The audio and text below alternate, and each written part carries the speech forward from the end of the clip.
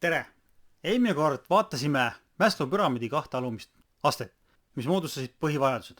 Täna astume samm edasi, vaatame 3 ülemist, milleks on kuuluvus, tunnustamine ja eneseteostust. Need 3 tükki moodustavad arenemisvajaduse.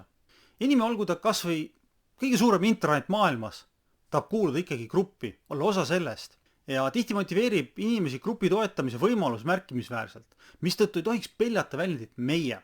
See rõhutab kuuluvust. Loomulikult ei tohi jätta kõrvale tunnustamist ja ka inimeste eneseteostuse pakkumist.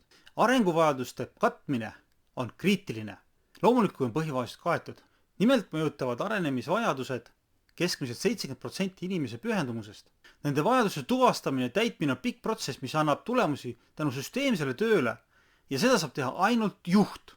Seetõttu on oluline pöörata tähelepanu arenguvestluse tulemustele. Need 1 või 2 või enam kui korda aastas läbiviidavad vestlused peavad andma selge pildi, kuhu liigub töötaja organisatsiooni vaates. Arenguvestlus saab selge pildi, kuhu tuleb liikuda ja mida eesmärkideni jõudmiseks tuleb teha. Sellega pannakse paika plaan, et töötaja jõuaks püramiidi tippu ja jääks sinna.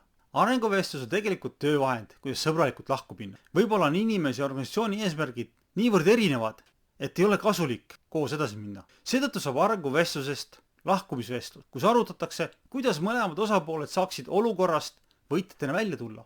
Kui arenguvestlus tehakse puhtalt formaalsuse pärast, siis kasutage seda aega millekski muuks. Peagi vaatame, kuidas kõike seda igapäevaselt kasutada. Seniks edu teile!